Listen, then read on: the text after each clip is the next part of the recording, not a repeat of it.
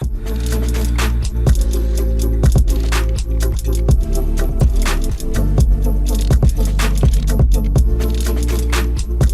and welcome to the Tea in the Desert podcast. I'm your host Fads, and today we have a very special guest with us today. He is the winner of the Big Adventure show back in 2014 and won $1 million at the age of 26. After that, he went on and used the winnings and became a massive investor in commercial property and still is an investor in commercial property today. After that, he became a massive serial entrepreneur in many different types of industries. He started 4 brands, one of them being Fantom, which he recently exited from, and then moved on to Shader, Tumbl, and then now Pebbl. Too many. Too many. But Mark, thank you so much for joining us today. Absolute pleasure. And welcome. Thank you. How you been, man? Good, man. You good? I think you're a bit generous. I'm not. Honestly, I'm a bit nervous though. I'm not generous. Oh, you're too generous. I wouldn't call myself a massive commercial property developer, but I have done a lot of property investing after the TV show. So it's so inspiring though, just to hear your story and then where you came from and then how you were able to. I mean, look, if you give any 26-year-old $1 million and it goes into your bank account tax-free. In Australia, you get it totally tax-free. So in America, they charge you tax. Australia, like you gifts, you just get given it. And so it's like, so you're 26, you've been given that money. It's not like you've inherited it or someone's gifted it to you, so you have like this sort of responsibility over it. It's literally like, it's yours. Do whatever you want with it. And so, I was very lucky to get tied up with a guy and invested all of that winning into property. And it was like so lucky because I didn't have the money, so I couldn't spend it, and it did great things for me. So I was very fortunate that I entrusted someone very qualified in property to look after that for me. That is so good, really. Yeah. And the thing is, any 26-year-old, I'm 26, right? I feel 79. Yeah. But I'm 26 and I feel like, if someone gave me $1 million, I cannot trust myself to be responsible with it. And I'm going to go buy myself a Lamborghini and I'm going to do all of that good stuff. Yeah, I mean, look, I'd be lying if I said I didn't search the price of a Lamborghini. Love that. Looked at all that sort of stuff. But at the end of the day, it's like, you win a TV show. You never expect to win a TV show. It's like winning the lottery on a much smaller scale. Yeah. And so it's like, if you waste that money, you've wasted your opportunity. So I had a little bit of time between knowing when I was going to get the money and when I'd won the money. So when you shoot reality TV, you shoot the finale, but you don't get paid unless it airs. So you know you've won. But then leading up to the time in which you actually get the money, you've got, I think I had 5 months or something. 5 months, Yeah, it was like maybe 4 months from the time that the show finished in filming. So I knew I'd won to the time that I got the money. I had time. So it was like, my parents were like, right, Mark, don't mess about. Don't fuck this up sort of thing. Yeah. And so, and then, thankfully one of the contestants on the show was a property guy. He was in property. And so he said, Marky, like, you've got the money, just trust me in this. There's a guy in property I want to introduce you to. His name's Pelligra, and he's doing massive things. Trust me when I say, if you want to spend your money wisely, go talk to Ross. So I had a conversation with Ross, and then one thing led to another. We got involved in a big property deal and invested in a warehouse development out in West Melbourne in Truganina. Yeah. And what was that worth back then? I think the total of it, we sold one shed. Part of the development was there were 3 sheds, a smaller one and 2 larger ones, and then a parcel of land. So we sold off the parcel of land, then we sold one of the sheds as part of the development at the start to sort of reduce some of the debt on the overall development. And that one we sold for 14 million. And far out, that's insane. Yeah, and then we kept the other large one, and we recently sold that. And then we've also kept another smaller one, which we still have today. Wow. So it was a phenomenon, like the property market shifted. So it's always shifts forwards usually. Yeah. But since then, from when I did that, like 8 years ago, it's gone crazy. Yeah. And so over that time, I was very fortunate that we got some, serious uplift. Yeah. And it gave me, like, that one project, and we've done a lot since, it gave me this really good cushion, which was, I think, sort of what gave me the ability to go out and do all these businesses, because it's like, well, if these businesses don't work, I've still got, quite a few $1 million in equity just sitting there in property, and it's just doing its thing for me. It's safe. It's very safe. So it gave me this, this ability or this comfort to be like, I'm going to try stuff, and if it doesn't work, and if I lose some money, it's okay. Like I don't want to lose some money, but it's okay because I've got this cushion now. So that, it was sort of like the big adventure started it, but then the property was the more, I wouldn't say more important part, but it was like, that really made it serious for me. Like that really took me to that next level. And $1 million back then was worth a lot more than it is today. Yeah, like that is phenomenal that you were able to move that kind of cash into, such a big project now. The thing is, like, it's a big project now, and it still is a big, and it was a big project back then. Yeah. The thing is, $1 million does not buy you that much as it does today. They don't really give $1 million anymore in shows. Yeah. So I don't know, there's only a few of us that have ever won $1 million on reality TV. Wow. Trevor from Big Brother in season, I think 2 maybe, I don't know. He won $1 million. Obviously I did. And there's only like a couple of others. There's not many that have done it. And now today, it's very rare that they offer $1 million prize. I think, like, the block contestants, they could win $1 million.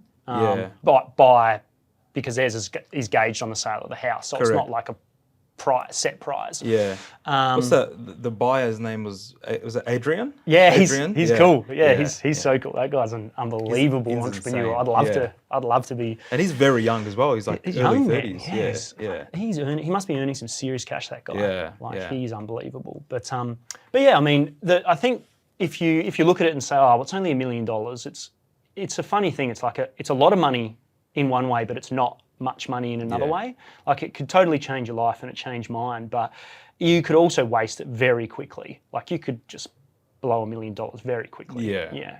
And so, thankfully I was able to put that into this property development, and with $1 million, it's all the cash goes into the development, but then you get debt against that cash. Yeah. And so that's where the value is. So that's why, say, if I went and tried to do a development myself as a 26-year-old, the banks would give me no debt. Yeah. Like, I would never have been able to do it. And that's why I was so lucky to meet Ross Pelligra, because he allowed me, for no other reason than because he obviously liked me and now we're very, very good mates, to come in. He didn't need my money. He's just a generous guy.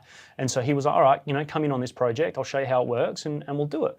And so I put in that money, and then he takes all the debt. So then we get all this debt. So I'm 26 with millions of dollars of debt. Jeez, oh my God, this is crazy. And it's worked out really well. We've been able to bounce that money around into different projects and grow it and grow it and grow it and grow it. And I never, up until quite recently, I'd never taken any money out. Wow. Yeah. That's I just insane. let it ride. Just kept letting it ride continuously. Equity, buy more property, more equity, buy more property, and just kept riding it, and we just kept going. But basically never took any money out. That's the epitome of, like, you are the epitome of playing the long game. Like, that is, or like you are like really showcase the fact that money isn't you can't get it quickly. Yeah. And if you do try to take shortcuts, it will come bite you at some point in time. Yeah. People that know me personally probably would be surprised to think that Mark plays the long game. At least in some instances, you play the long game. Man, like, property is a long game. There isn't, you can't really cut corners with property.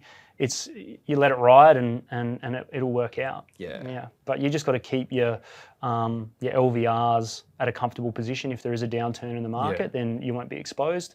And don't get greedy. And if there's good offers on the table, take them. And it's a lot of people have made a lot of money out of property, and I'm no guru. Like, it's just I got tied up with some really, really good people who know how to make money out of property, and I got to ride that wave, and I've learned a lot, and I've made some good choices with it too, and I've found some great properties for us as a group now. I go out continuously looking at properties, and I help, genuinely make contributions to it. So at the start I didn't, and now I do. So it's like I've found my place in our sort of group of investors, and Ross is one of them. I love that. That is really, really excellent. Now you have like a really close friend, really close group of people that you can, hang out with, but still make, fantastic financial choices with. And it's just like, it's a win-win. It's what it's all about, man. Like you want to surround yourself with like-minded people who like the same stuff as you like. And then it doesn't feel like you're working. You're just having fun with your friends, and we go look at properties and we work out if we want to invest in them, and then we do, and have a couple of beers, have a few beers. Play some golf. It's great. It's great. It's the best. I love it. It's the best. I'll put it this way: property is so much easier than the product businesses that I've got. The product businesses are hard. They're stressful, but the property side of it has always been fun. Yeah, and the highest growth. Yeah. Right? Yeah. The property's made me more money than any of the product businesses ever have. But the potential upside of the product businesses could be higher. Yeah. Much higher than the property. Yeah. I could, if a product business goes extremely well, within a few years it could be worth anything. Whereas with the property, it'll grow and it should grow, but it could never go from being worth 5 million to 100 million. That's not going to happen. Yeah. Whereas with a business, and as you know, you've got a business. Yeah. It's like that's what you're chasing. That's why you do it. I love that. Speaking of product-based businesses, I think that it's no small feat to look at a particular problem, and now you have you're in this position in your life where you're like you've started a couple of product-based businesses whilst having property on the side, but you've done that, or at least from my perspective, you've done that by analyzing problems that people might be having, whether it's parents or builders or just, regular homeowners, and you attacked it in such a interesting angle, and you invented a product that was, or like particular different types of products that actually solved that issue in a very, very, very concise and effective and efficient way. So it's the best way if you're going to invent something, like you don't sit there at a desk and go, I'm going to start inventing something. Yeah. It just happens in a way where you'd be doing something and you'll go,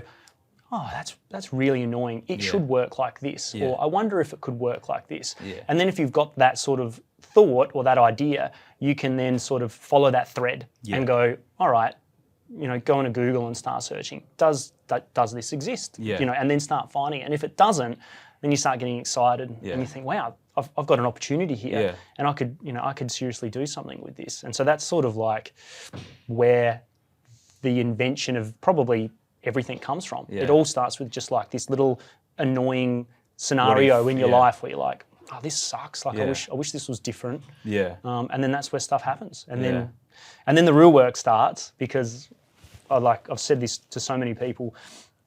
The idea is only such a small part of the actual product. Like you can have an idea and say, hey, Mark, I've got this awesome idea. It's for whatever.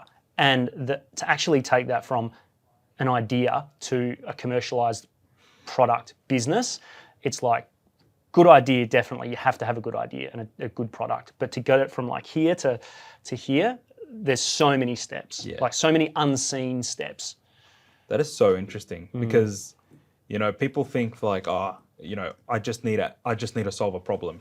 What problems do I need to solve, and then like figure out what product can solve this problem, and then they think that I'm one step closer, or I'm so close to becoming making $100,000 a month in my dropshipping business. The thing is, it's not like that.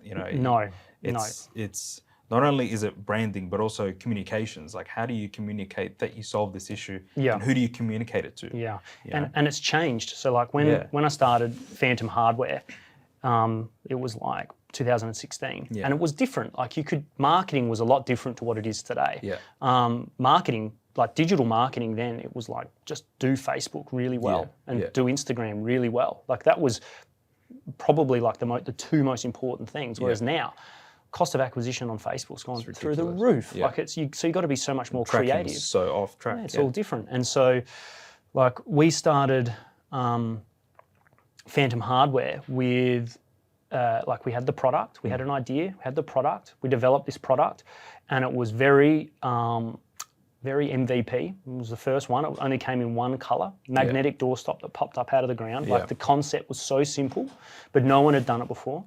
And we went live with this product and started off. We were making no sales. Like, we didn't know where to put it, how to get it out into the market. And then we had it in one store in South Australia called Access Hardware. It was there, sitting there on the shelf, because I knew I played football with a guy who worked at Access. So he got us in.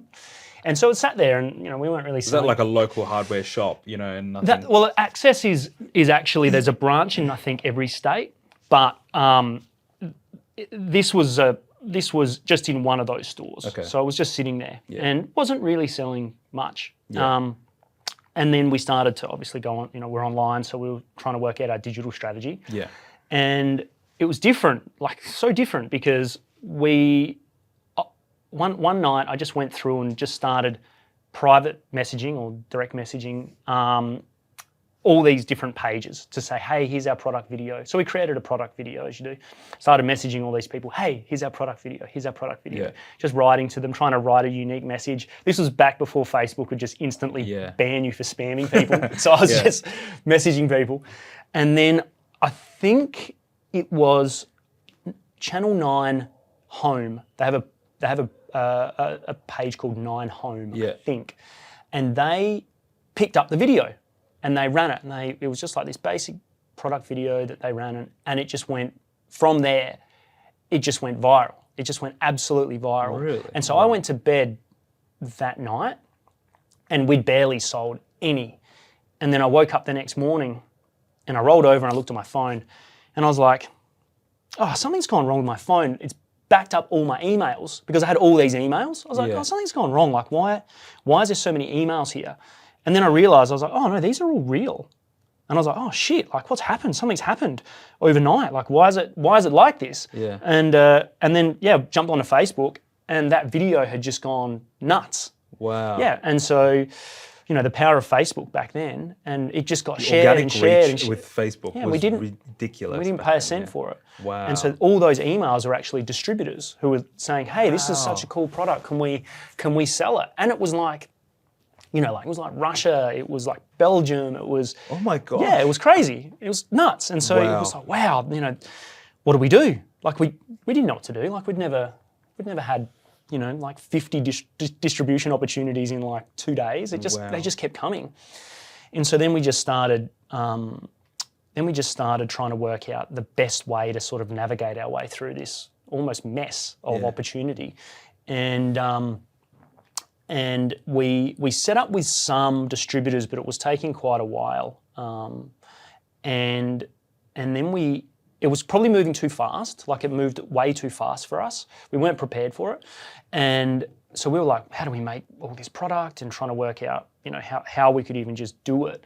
And anyway, we got on with a distributor for America, a very big distributor. And they committed to... they wanted to order, I can't remember exactly what it was. It was around about 25,000 pieces. Wow. For us, it was like crazy. We'd only ever ordered 1,000. Wow. It was like they wanted 25,000 pieces, and they were going to put them in, all these distribution partners or wholesale partners. Insane. Yeah. So it was like, oh my God, this is it. Fantom, it's made it. Yeah. So then I went over to the Canton Fair in China to meet with this US distributor. They were going to be there. And so we said, right, well, I was going anyway, they were going anyway. Rather than me go to the US, let's just all meet there and we'll flesh it all out. So went to the Canton Fair, met up with these guys, and went really, really well. They were there at their stand. They had the Fantom doorstop at their stand. It was really exciting. Yeah. And it was all in the first year of starting Fantom. And I was like, wow, this is going to be huge. Like, the volumes they were talking were massive, and they were talking about this order, which was basically a container, and it was just crazy.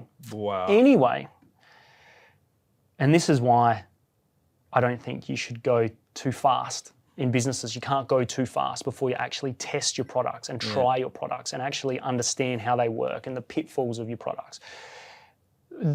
I got back to Australia. The following week, they cancelled. They just pulled out.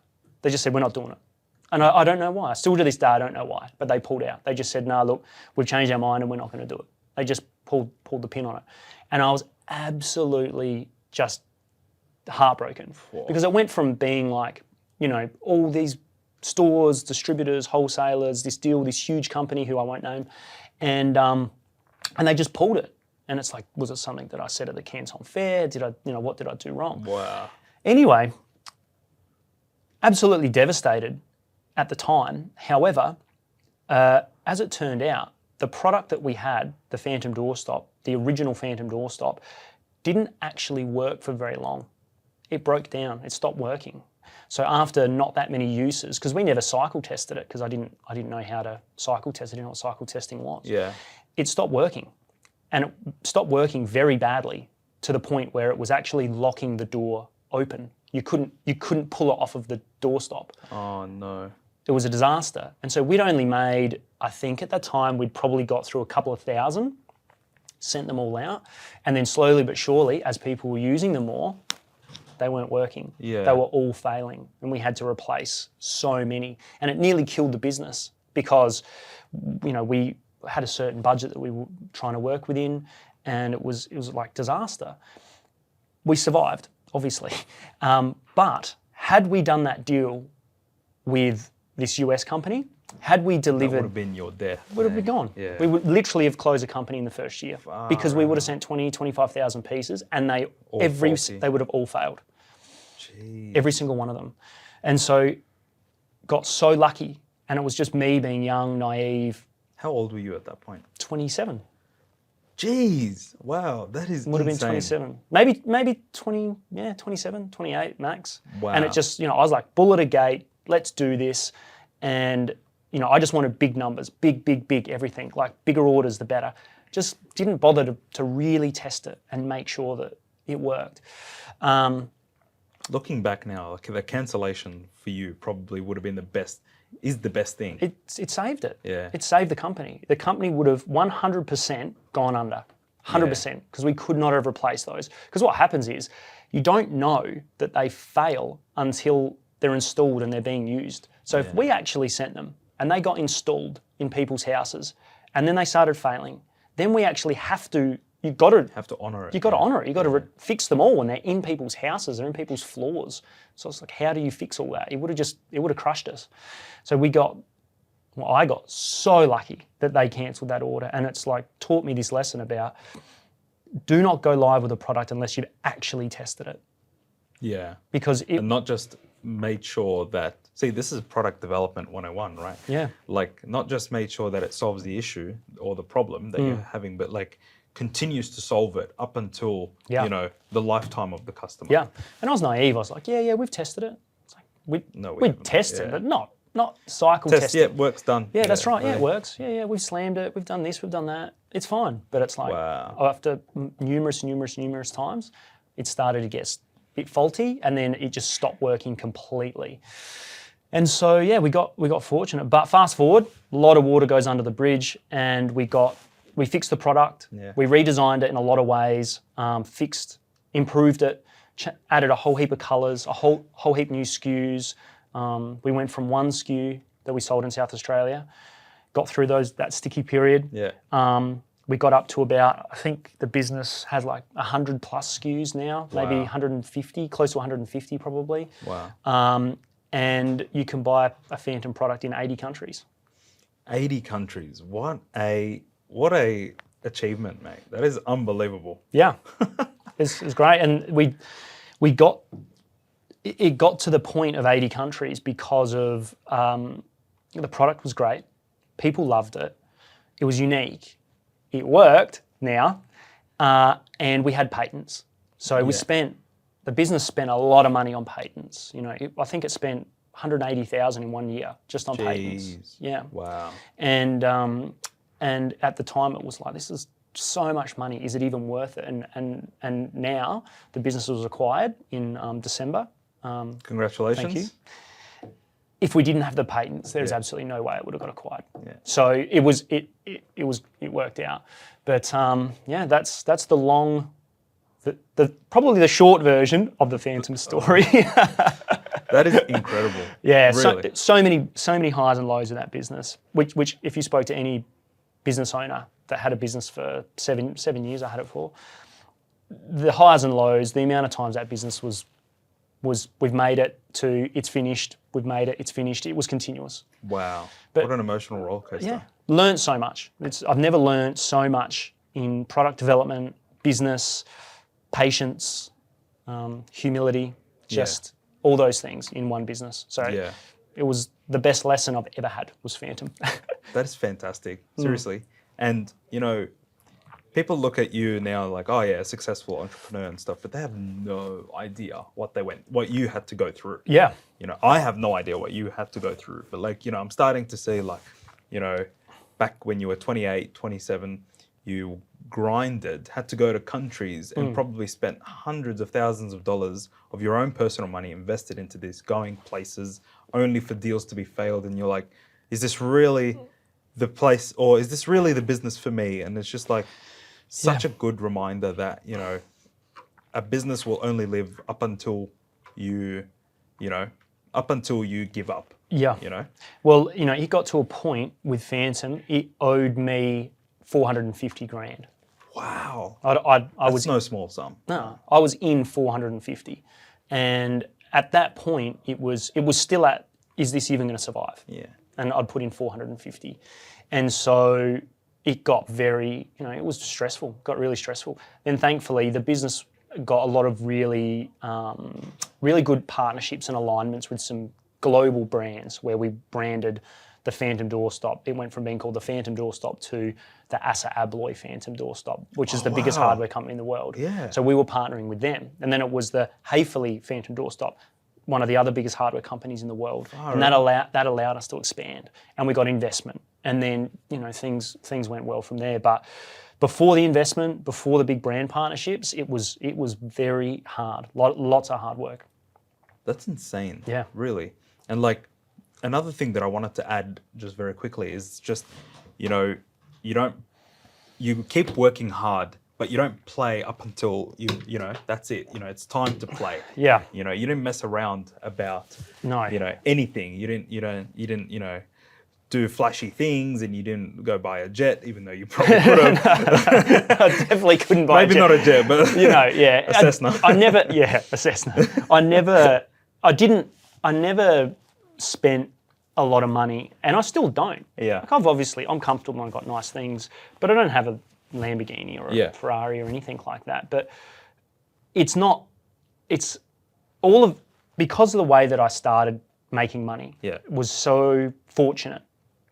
It's like you could look at it in one way and say, well, it came easy, so you could have this easy come, easy go mentality. But because it didn't really come easy, you're not always going to win a TV show. Yeah. That's such an anomaly. Yeah. So it's like I just felt always like I had this genuine responsibility with this money to just not waste it.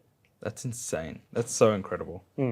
Congratulations once again. Thanks. I think that, the outcome that you have had, you look back and I'm sure you're like, this is the best, that 7 years was really, really worth it. So yeah, good stuff. But then you went from Fantom, actually not from Fantom, but during the time you had Fantom, and then you went to start Shader, which is still running up until this day. You still own it. Yep. Tell me a little bit about Shader. Yeah. So one of the guys in the office, we were always throwing ideas around, and the ideas at Fantom, always. So we were always throwing around ideas because we had this resource where it was because you've got a lot of distributors and you've got people in China who are making things for you. You've got designers, you've got engineers at your disposal. You could we could have probably made anything really. Yeah. And so we made this decision as a group, like, hey, here's an idea. Why don't we follow this one? This one seems interesting, and it was the shader. We, as a group, we had a small team. We were not that confident because we just nothing had ever been invented like the shader before. Like there was nothing out there similar as the shader. Yeah. And it's like a beach shade that goes over your head. It's like a little hood. It's a little hood. So and it's functional. Like it protects your face. It keeps the sun out of your eyes. It's more comfortable than just laying there with a t-shirt over your face. You can chat to your friends, look around. So it's functional. It works. Yeah. But when we first did it, it was like, does this look funny? Like, is this weird? Like, but it's like works so well, so functional, but are people going to want it because it's so different? So we put it on Kickstarter. So we're like, let's not put the money into it. Let's just put it on Kickstarter. See what the market says. See what the market says. Let the people decide. Is this good or not? Like, is it stupid or is it cool? Like, it was one or the other. It was either stupid or cool. Yeah. And like one, they're so close together, but one slight swing to the one side will make the difference. But people would probably still say, no, it is stupid. But there's enough people that say that it's really cool because we raised $209,000 in a month. That's so impressive. Yeah. Wow. But it started really slow. It was a lot very similar to the Fantom story, where it actually started very, very slow. We went live, and I think it was about a week in. So you only get 30 days. And I think it's 30. I think it's 30 days. Yeah, it went live and not much happened. Yeah. Like I think our first purchase ever was from Japan. We got people bought from Japan. Anyway, it wasn't doing much, and it was a bit like, oh shit, like okay, maybe not. The answer is clear. Yeah. And so then I did the same thing that I did with Fantom. This was back when this sort of thing worked, and I don't know if it would work that well now. Almost certainly not. I went on and just went through and just private messaged everybody on Facebook and just went through all these pages, like invention pages, gadget pages, outdoor pages, news pages, Lad Bible, Unilad, you name it. I was messaging. I was submitting on Unilad trying to get our video shared. And I was staying up at night doing it through the night because I figure, well, most of these pages are not in Australia. They're going to be overseas. So I need to be at least messaging them while they're awake to increase the chance of them maybe getting a notification and open. Insane. So I was like, I'll stay up all night and do it. So I was doing it at the start of Shader, and literally so similar to how it happened with Fantom. One of the pages picked it up. The page that picked it up was called Smartly, and I've tried to find it and it's not. For some reason, it's not there. I don't know why. Yeah. Smartly, and they had about 1 million followers. However many of those were real, who knows? But they were like, yeah, we'll share it. And so they shared it. And same sort of thing happened. It just got picked up. People liked the video. It was unique. It was different. And it just went crazy. Like far more views than Fantom had. Really? Yeah. Wow. And I think the number that we worked out roughly, it got 130 million views in 2 weeks. Wow. What the hell? That is like a number of views you can't even comprehend. You can't buy that. Like, well, you could, but you can't. But like you're $100,000 in the hole. Yeah. Far out. Yeah. Well, no, sorry. It might have been 130 million over the month because it kept going and rolling on after. That's the power of organic. It just worked. Like the video was cool. It was different. People were interested in it. A lot of people were commenting on it. It got picked up by Lad Bible, Unilad. It got one video in particular was by, I think it's called Good Gadgets or Good Gifts, one of those. That had like 38 million views by itself. I feel like I would have seen it. Yeah, like you're probably... Back in the day. Back in the day. And then, so that was like, oh, okay, well, guess we're doing Shader. Like, the people have spoken. And so then... Did the views translate into sales? Well, no, because, like, yes and no. The difference is when you're on Kickstarter, it's like, had we taken the punt, made the product, and then gone to market, and then got the same effect, yes, you would have sold, through a Shopify site, you would have sold all of whatever you'd made, you would have sold all of it because, even if you were converting at 1%, you would have sold so many. Whatever, yeah. But because it was Kickstarter, a lot of people don't buy off Kickstarter. They don't understand it. They don't know what they're getting. So the conversion from to Kickstarter would be nowhere near what it would be. So like Amazon's huge, and then to Shopify is less. But Kickstarter would be just like way down. But I think it did like 50,000 in like a few hours. Wow. Yeah, dollars in a few hours. Wow. Yeah, once it was going viral. So then that said to us, okay, well, I guess we need to do Shader now. So then we started doing Shader. And so who's we? Team. We had a team. Yeah, just a small team that was in Fantom. Yeah. And then and then we sort of just progressed it. We had a summer. It went okay. We made a lot of mistakes because you got to rush with Kickstarter. Like they want the product in a certain time frame. The prototypes that we'd made for Shader were not real products. Like it was a pram hood. The base was literally made of timber. It was a flat timber base that we put a cushion over. Wow. Painted it black, spray painted it black. That was in the Kickstarter video. It wasn't a real product. It wasn't a real product. Not at all. No, it was concept. It's total concept. None of it worked. Like it was all just, it worked well enough to do videos of this, and that's it.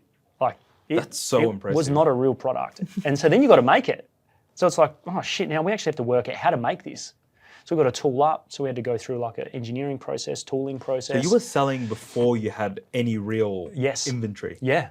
That is unreal. It's scary. That is so scary. Scary. Because you don't even know how, you don't know. Supplier's going to be like, you don't know when it will land. Yeah. Like, so in knowing what I know now about product, it's okay because I know how to do it. I could do it now. But back then it was like, all I ever thought about was the numbers. Like, let's just make sales, let's make sales. So we did that, but then it was like, now what? Like, how are we going to make this? How do we fulfill? Yeah, what are we going to do? So we made a lot of mistakes. That's so interesting because you've acquired all these customers for cents on the dollar, if not nothing. Yeah. And then, you needed to make sure that they are satisfied. How did you keep them satisfied whilst they waited for you to, actually produce the product? To be honest, I don't think we kept them that satisfied. I guess would have. I mean, and it sucks because you want your customers to be happy, but the challenge of Kickstarter and having something that requires tooling and complexities, there's a lot in it, and I think I certainly just didn't understand what was going to be involved in it. And so then we would just rush to make all these shaders and deliver all this product to all these people. And I think when you go to Kickstarter, you appreciate that is the scenario, that is what you're dealing with. Yeah. Someone has never made it. But yeah, I would be a lot better at it now than what I was then. But we got through it. The business still exists, and it's going really well. We had a phenomenal summer just gone. That's awesome. It went so well. We redesigned the whole shader from what was on Kickstarter to what we make now. Totally different. Yeah. It's totally different, but functionality is still the same. The principal functionality is still the same. Wow. But Shader, Fantom, those are like great stories. But like you look at them, you look at the journey of what the product actually went through, and people think that I have to create this fantastic final version product. MVP, just go back to basics. You can't be perfect from day one. Just start. If you have a good idea, if you have a real problem, and your product is a solution to the problem, solve the issue, solve the problem. But your product doesn't have to be perfect. Correct. Yeah. And they get into analysis paralysis without actually doing anything. Mm-hmm. I'm guilty of that for a lot of things. Yeah, man. But you're the perfect example of like just solve the issue, solve the problem, bring it to the customers, and then iterate. And then scramble really hard. Yeah, then scramble. but as you get better, like I'm much better product developer now than what I was, and it's like you make less of those mistakes, and you plan better, and you're not as brazen. You're just, I'm still quite brazen, but you're not as brazen, and you're more calculated. Yeah. And you just get better at what you do. It's like anything, you just get better. Yeah, that's exactly right. And then you moved on to, all while this is happening, Fantom, you have Shader, that's, generating a fair bit of orders, and, you're scrambling to fulfill those. Yeah. I'm sure, a few years later, you went into the baby space. Yeah. What did you do in the baby space? So the brand is Tumbl, and it's children's impact reducing hats. Yeah. So I came up with the idea. We're at a family barbecue with my brother-in-law Josh, and I said to Josh, "How's the kids? How's Sophie?" Which is his daughter. And I didn't have kids at the time. We ended up having kids that year, and I said, "How's the next year?" And I said, "How's Sophie going?"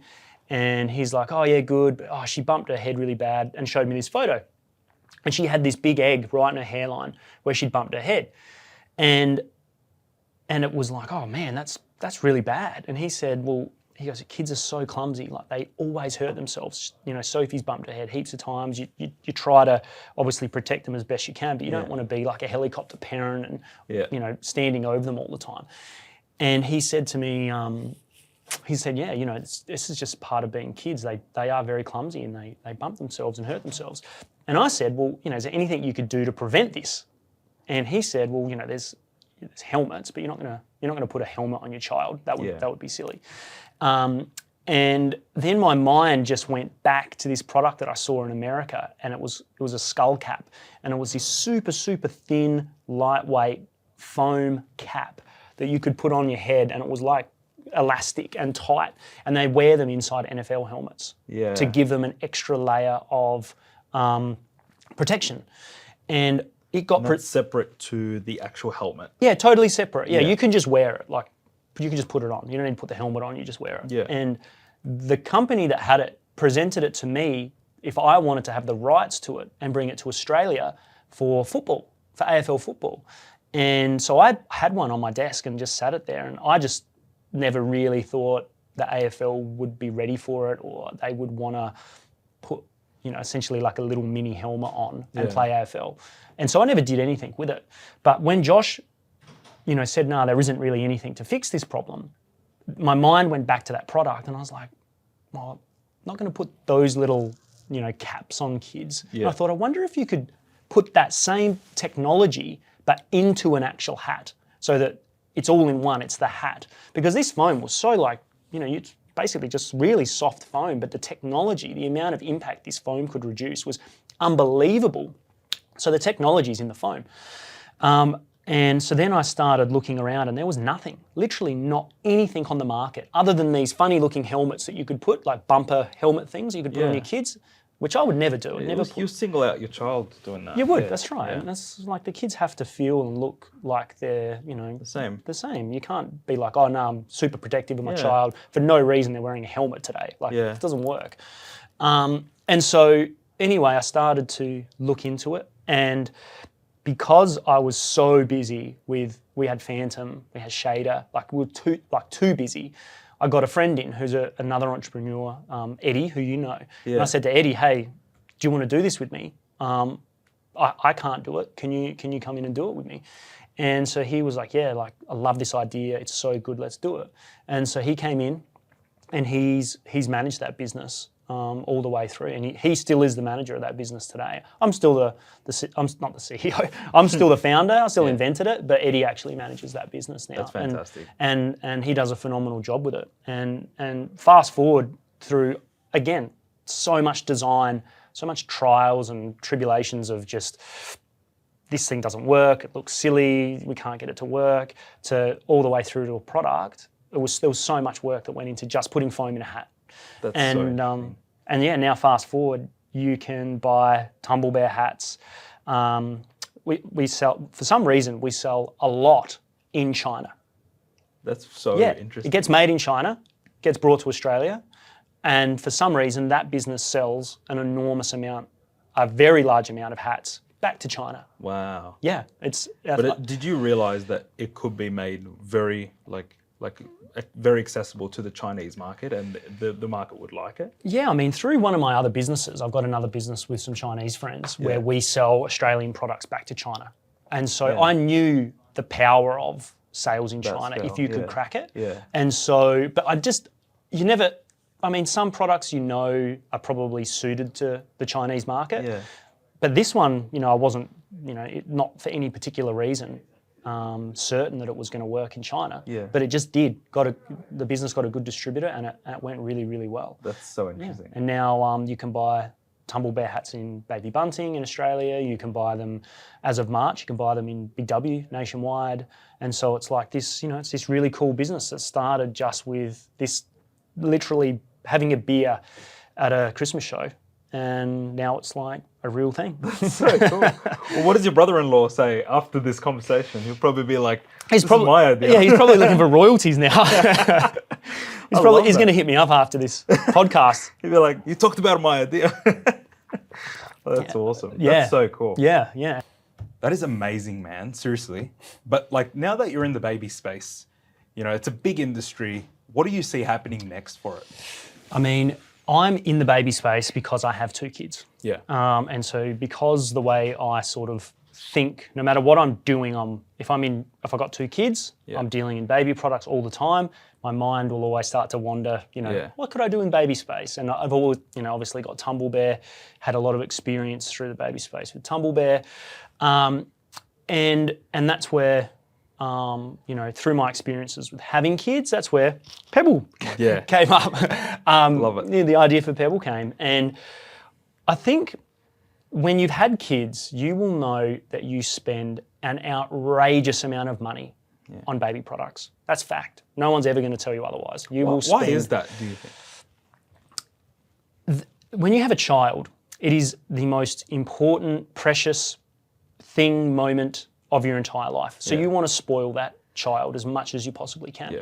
And I think there's almost like this social pressure to spend big on certain things. Yeah. So like a pram, there's so much almost like between mums, it feels like there's level of hierarchy around what pram do you have. Got a better brand of pram. Yeah, and so it comes down to there's certain things I think parents just will not compromise on, and nor should they, is a really good pram and safety. So car seats, capsules, super, super important. You shouldn't compromise on safety and quality in that space. But with that comes the fact that if you want those products, you are going to cost. You are going to spend. You are going to spend big. So a good pram, you're going to spend between $1,000 and maybe even up to $3,000. Wow. Yeah. So you're going to spend potentially more on your pram than you will on your first car. Jeez, yeah. I was just thinking about that, right? And so, but the funny thing is that when you are having a baby, you are also at a point in your life where you're probably going to have your lowest income for a while because one, if not both, parents are going to stop working. So you've got this, you never had these costs before. The cost that comes with having a baby is really high. You've got to buy all these products. You've got another mouth to feed. You've got clothes. You've got nappies. You've got all these additional costs that you never used to have. And one of you, if not both of you, are probably not working for a period of time. So it's like perfect storm. Yeah. And so we went through it. We've got 2 kids. I've got 2 beautiful girls. And you spend so much money. And a lot of these products, because babies grow so fast, they also outgrow products so fast. So you look at something like a car capsule, you're going to spend $350 on that capsule, and they're going to use it for 6 months. And after 6 months, it is in perfect, 100% looks brand new. And then you've got this situation on your hands where it's like, oh, well, I've got this car capsule, we don't need that anymore. Oh, we've got this baby bouncer, don't need that anymore. Oh, we've got a play gym, don't need that anymore. And then, oh, we've got a high chair. Oh, we don't need that anymore. All these products you just cycle through so quickly, but they're so expensive. Yeah. So that's where this idea came from with Pebbl, where rather than go out and buy all these products, like all the products I just mentioned, pram, car seat, cot, change table, high chair, all these products, essential products, high ticket items, rather than go and spend $5,000 in the first year buying all this stuff, with Pebbl, you can just subscribe, and for $99, Pebbl will send you all those products.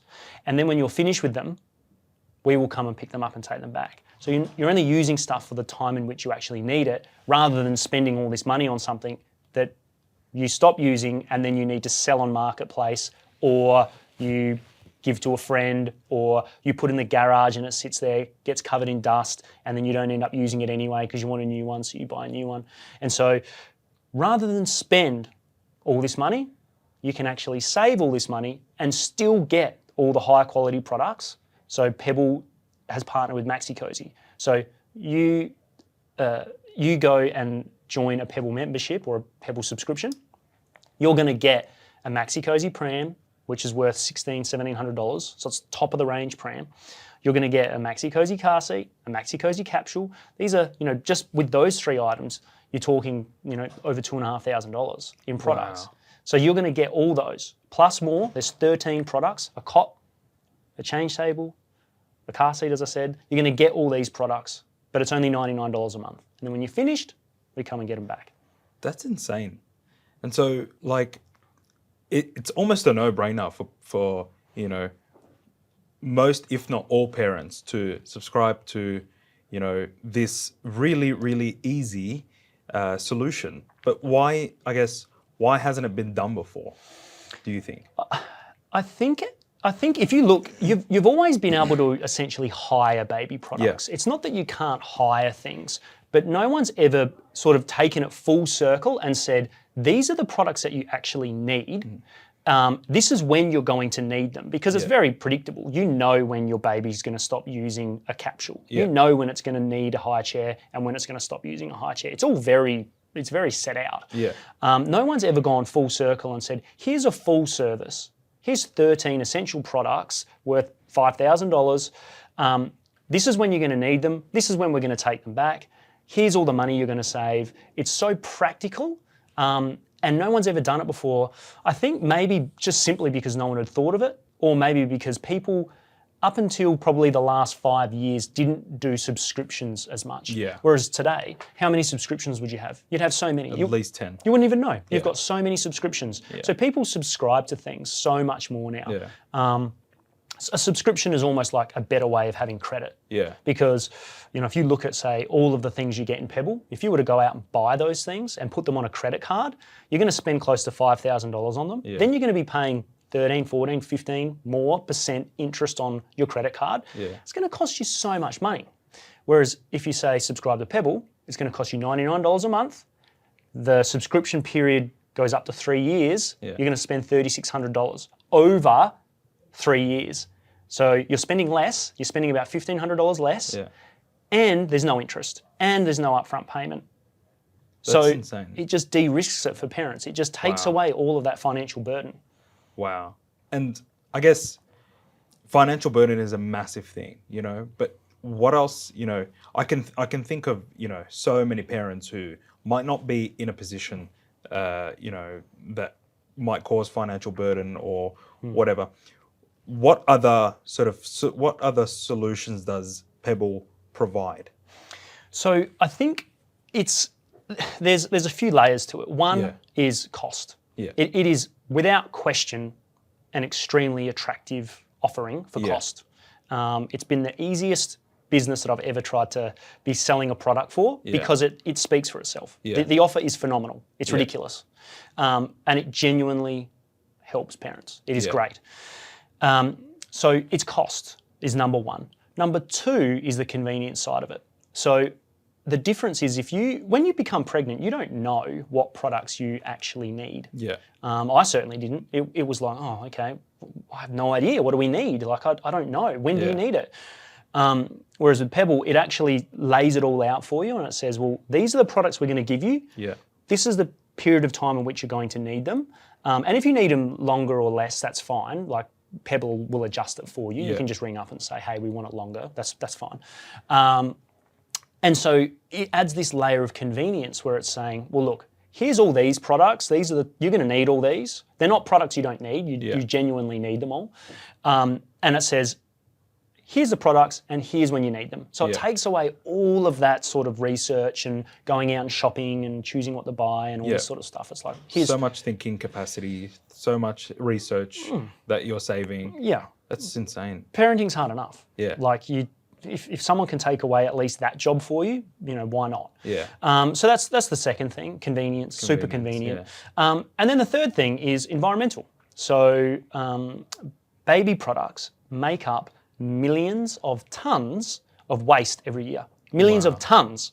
So with Pebbl, because you're using products more, so you're cycling through them more, far less is going to landfill. So it's very, very environmentally friendly to go down this route. Yeah. As opposed to so many people would have, say, a play gym, try and sell it on marketplace. Chances are it's going to just end up in hard rubbish. Yeah. It'll go to your garage and then it'll end up in hard rubbish.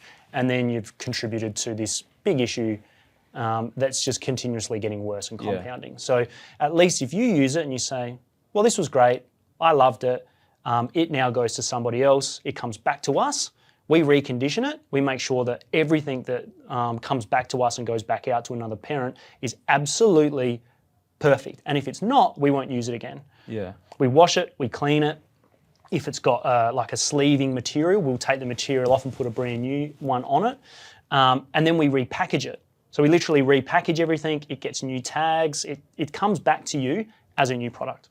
That's insane. That is really, really awesome. And like, not only are you, really, really impacting on, or supposedly impacting the environment and reducing that, impact of baby products being thrown into landfill, but you're also, what's the word when you're trying to like pass on something? Yeah.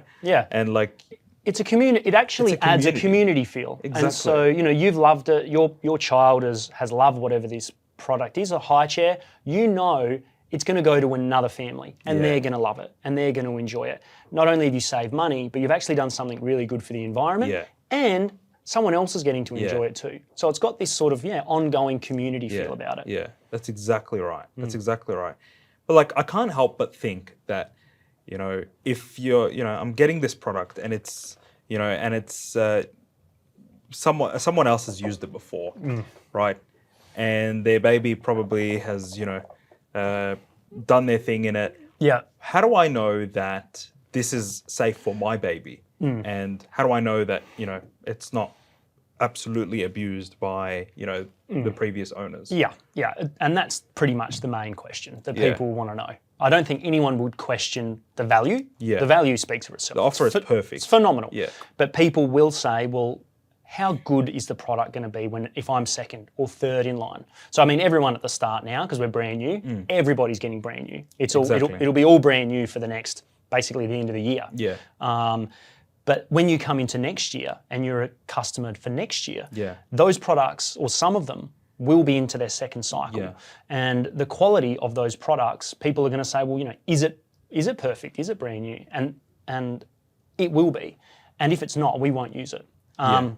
So the cycle is when a product goes out, it gets used by a parent. It'll be brand new at the start, and it's brand new now.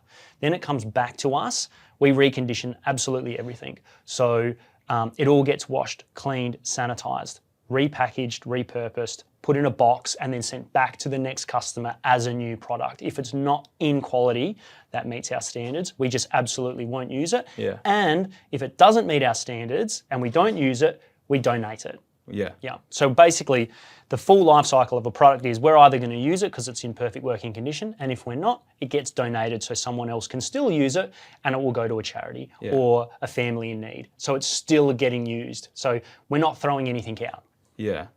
That's insane. There's so many people that benefit from this, not only just Pebbl customers, but, people in need, or, people who might need to, environmentally sensitive, people who need, or who cannot afford, $3,000, $4,000, $5,000 worth of products. Yeah. That is, it's really, really insane. I guess I kind of want to know, like, what is the average,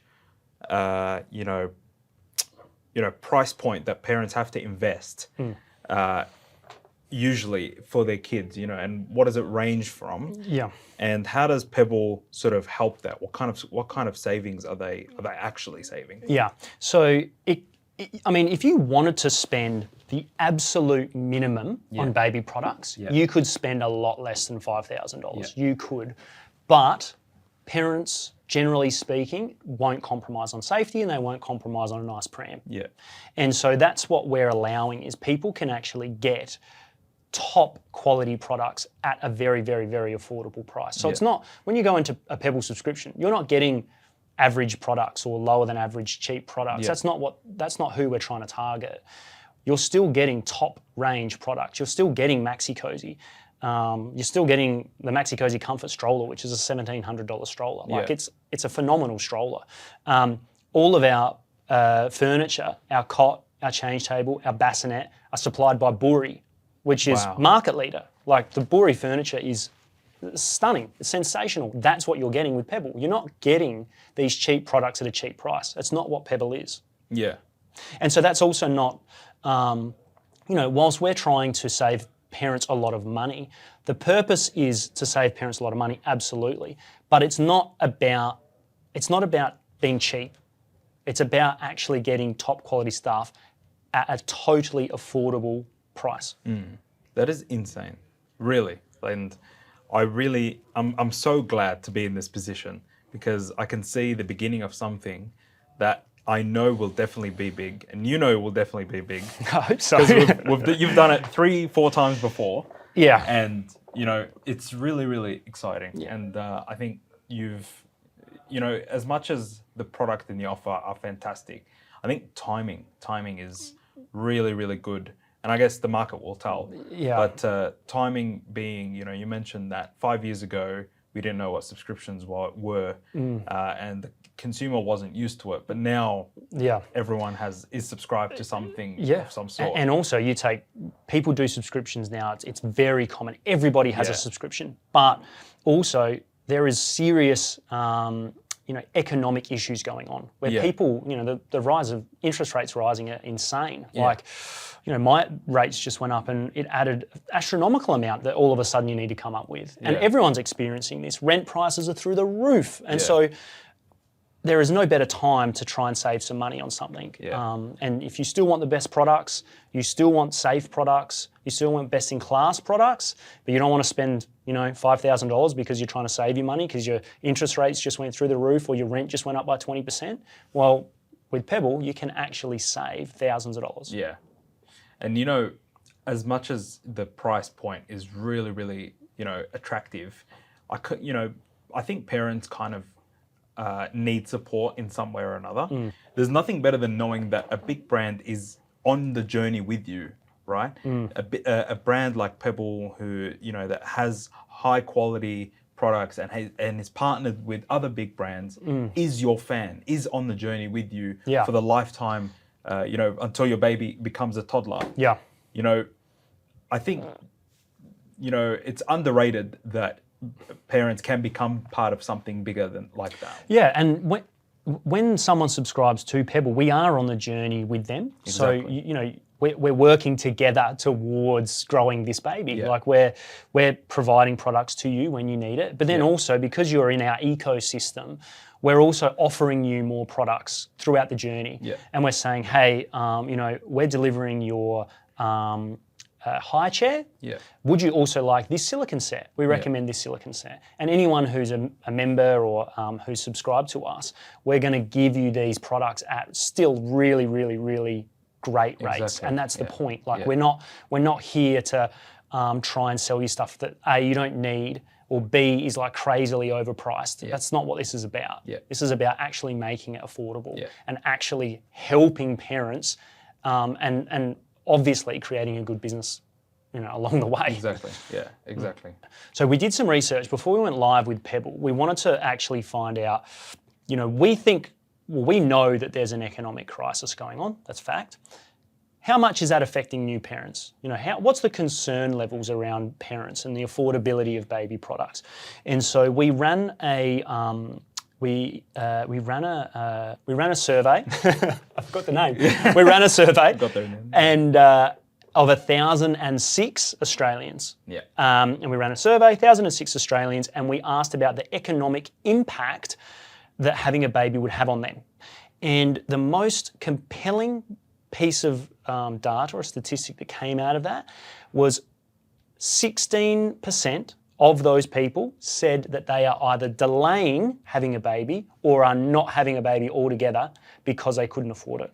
Wow. Crazy. 16% are literally saying, we can't afford this, so we're going to start putting that off. Wow. There are 330,000 babies born in Australia each year. 16% of people are saying, this is too expensive for us right now. Yeah, wow. So compelling. And so once we got that, not only is that a sad piece of data, that just reiterates like, this needs to exist. This is important that this actually exists. Wow. So, once we got that, it was like all systems go. This is so compelling. The timing is perfect for this business. The market needs this business. It needs to have this offering. And so now we're just, we're rushing to get it live and get it ready. And now, thankfully, we are live and we're delivering in May.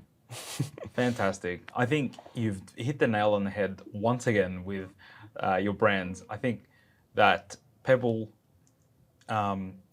it's only time will tell, but Pebbl is so perfectly timed, so perfectly offered I think priced is the word I was going for, and there are no competitors at this current time that we have heard of.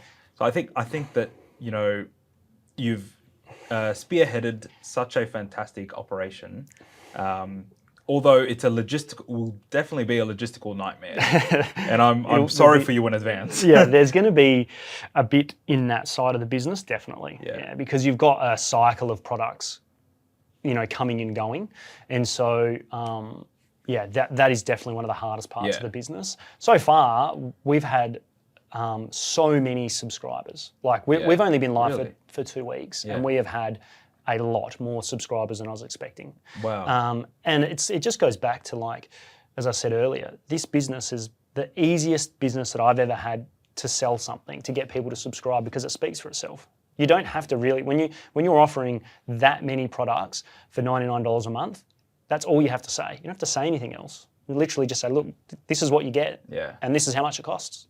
It's like similar to Netflix. It's kind of like, get access to hundreds of thousands of shows for only $14 a month. Yeah, it's like, it speaks for itself. Yeah, why not? Yeah, that's right. And like, when people see the Pebbl ads, it's like, well, what's the catch? Like, there must be a catch. It can't be this cheap. Yeah. Like, what is it? What are the hidden costs? Is there some ridiculous get out clause? Is there some, final payment? There's not. It's just purely that. For a period of 3 years, you're going to need these products. Yeah. You can't avoid that. That's fact. You're going to need them. And so rather than spending all that money up front, you just spread that over 3 years, and you're paying far less over 3 years, because when you're finished with them, we'll come and grab them and take them back, because you're not going to need them anymore. And you save thousands of dollars. That is fantastic, really. And, what is your vision for Pebbl? Where do you see this brand going? So right now, we're obviously just in Australia. We're offering the service to all Australians. I think where I would like to see it go is, I think the next step, once we're fully operational in Australia and things are progressing, we'll get through this whole year in Australia. I would really like to try and take the model to Singapore and to Dubai, where people are very transient. So they don't want to have a lot of products. They don't want to, and space is very precious. There's not a lot of garage space. So you can't really, just put your pram in the garage and be like, oh, we'll deal with that later. Like you don't have a garage space for that. So I think the model works extremely well in a market like Singapore and in Dubai. And then I would love to try and take Pebbl to the United States. The scale. There is a lot of babies being born in America, and they also do have, certainly have economic issues. And certainly for young parents, I would imagine things are quite costly and quite difficult. And so if we can offer a service such as Pebbl, we may change it fractionally for different markets. I would love to get over to America next year. Fantastic, really. And I think you'd be solving so many problems for parents, more than you can comprehend right now at this stage. It's kind of like, your story with Fantom, you had no idea how this will go. But all you did was, message, hundreds of pages, and then it took off. I think for you, it'll just be a matter of time until it takes off, and then the work starts. Yeah, that's right. The work has started. The work has started. The big work starts. Yeah. I think it's just going to be great once parents start receiving the products. That's the exciting part. Once they actually start receiving them and using them, and they're going to love them, because the products are phenomenal products. And then once they sort of understand, geez, I've just saved, I was going to spend like $5,000. I'll go on holiday. I'll go and buy myself something else, or I'll save the money. Or put the kid, put their child through a better education, for example. Yeah, that's right. The money you save on Pebbl, put it into an education, or put them into ballet classes, or do something like that. Save the money. They're not spending that money. It's fact. That's fantastic. Yeah, really. I can't wait to have a kid so I can use Pebbl. You can speak to me first. Come to me. I will. Mark, what's your best subscription service? Love it. No, that's awesome. Well, Mark, it's been really, really, really awesome having you on board. And honestly, in this, time that I've spoken with you, I've learned a crap ton in, just, I think the sheer force that you have to be an entrepreneur and start multiple brands and really give it the best shot, and not speeding in business. I think timing, not timing, but I think speed is everything, and not going too fast. Yeah. Otherwise, everything will topple.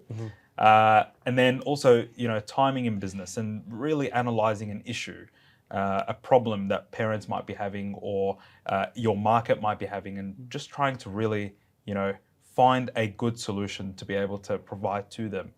And,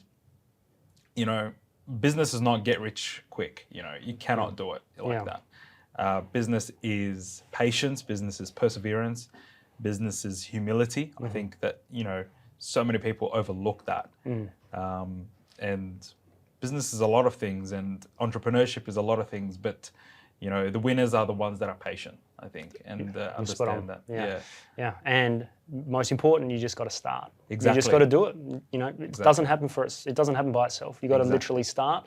And once you've started, don't get discouraged with failure, because you will fail.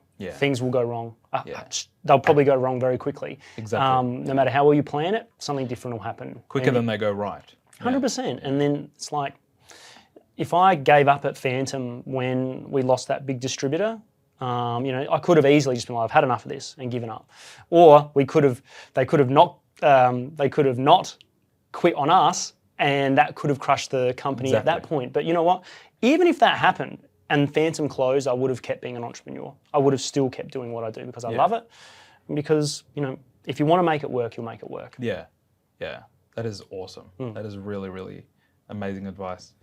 Thanks so much for your time, Mark. I really, really appreciate it. And we look forward to bumping into you around the office. You will. Fads, thank you. It's an absolute pleasure. Thanks, guys. Thanks, man. If you guys like this video, please subscribe and like the video, and let us know what you have enjoyed from this podcast. And we'll see you next time. Cheers.